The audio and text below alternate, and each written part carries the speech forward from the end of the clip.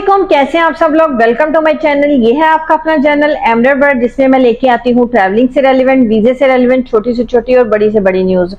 उन न्यूज को जानने के लिए मेरे चैनल को सब्सक्राइब कर दीजिए, वीडियो को लाइक शेयर करना है, अपने फ्रेंड तक भी शेयर करना है ताकि उन तक भी ये इंफॉर्मेशन पहुंच सके, और नोटिफिकेशन के बटन को लाजमी प्रेस करना है और वीडियो को पूरी देखना रिक्वेस्ट है, ताकि आपको कंप्लीट चीज का पता चल सके, जो भी नॉलेज है उसको कंप्लीट जान सकें। ठीक है, फिर लोग आके इंस्टाग्राम पे क्वेश्चन करते हैं, कमेंट्स बॉक्स में पूछते हैं, और अगर आपको लगता है कि मैं कोई इंपॉर्टेंट पॉइंट मिस कर गई हूँ तो ही मुझे जो है इंस्टाग्राम पे मैसेज किया करें। ठीक है, चले बिना टाइम जाया किए हुए अपना स्टार्ट करते हैं वीडियो का। और आज के जो मेरा वीडियो है वो बहुत ही इम्पोर्टेंट है। जॉब्स की जो है न्यूज़ हो गई, और डिफरेंट कंट्रीज के प्रोग्राम्स हो गए, और वीज़ा हो गई, ट्रैवलिंग हो गई, बट ये पॉइंट भी इन्हीं चीजों से जुड़ा हुआ है। ठीक है, इनके बगैर तो पॉसिबल ही नहीं है कि आप जो है किसी भी कंट्री का वीजा अप्लाई कर सकें। ठीक है, तो जी वो है बैंक स्टेटमेंट। बैंक स्टेटमेंट के बारे में आज हम पूरी वीडियो में बात करेंगे कि वो कौन से पॉइंट हैं जिससे आपको अवॉइड करना है, और स्टेटमेंट बनाते वक्त स्पेशली आपने बहुत ही ज्यादा संजीदा हो जाना है, नॉन सीरियस नहीं होना है, क्योंकि इसके बिहाफ पे आपका वीजा भी रिजेक्ट हो सकता है। यूके जैसा बड़ा कंट्रीज इस चीज के बारे में बहुत कॉन्शियस है, और आपके ऊपर बैन भी लग सकता है 5 या 10 साल का। इसलिए ये जो है इस चीज को नॉन सीरियस नहीं लेना, स्पेशली जो है इसको स्टेटमेंट को लेके। अब आज की वीडियो में हम इसी बारे में बात करेंगे कि वो स्टेटमेंट बनाते हुए लोग इतने जो है वो नॉन सीरियस क्यों हो जाते हैं। हालांकि ये वीजे का बहुत बड़ा पॉइंट है, इसकी ही बेस पे आपका वीजा लगना होता है। बेसिकली स्टेटमेंट क्या है और उनका लेने का पर्पस क्या होता है, क्या वो आपके अकाउंट बैलेंस देखना चाहते हैं? ऐसा नहीं होता।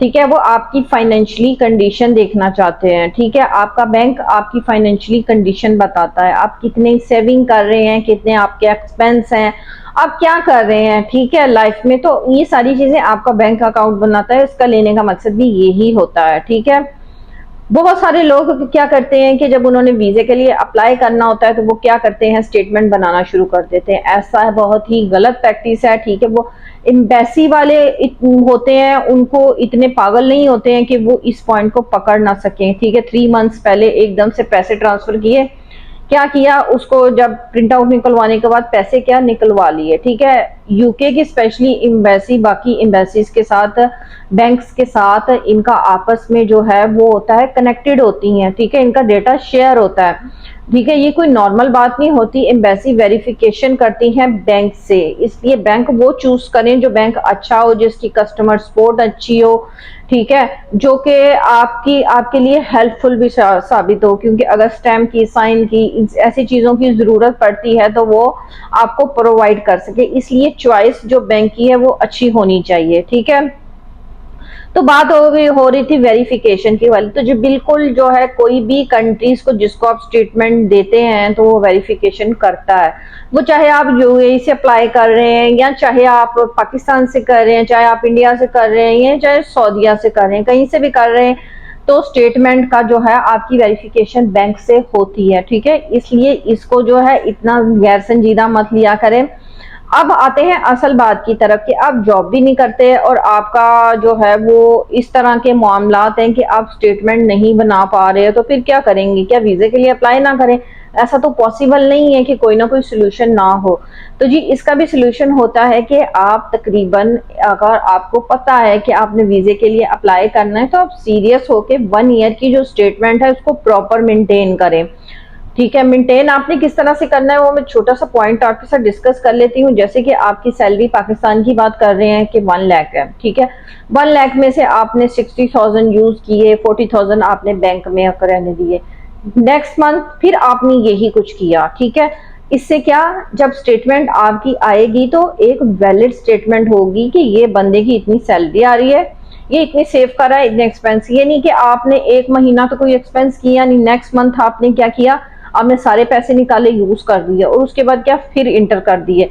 ऐसा नहीं है। आपको अपनी जो आपने बैंक में स्टेटमेंट देनी है उसके बारे में बहुत ही संजीदा होकर उसको मेंटेन करना पड़ेगा। तकरीबन आपने वीजा जब अप्लाई करना है, उससे लोग कहते हैं 3 मंथ 6 मंथ, बट मैं कहती हूँ 1 ईयर।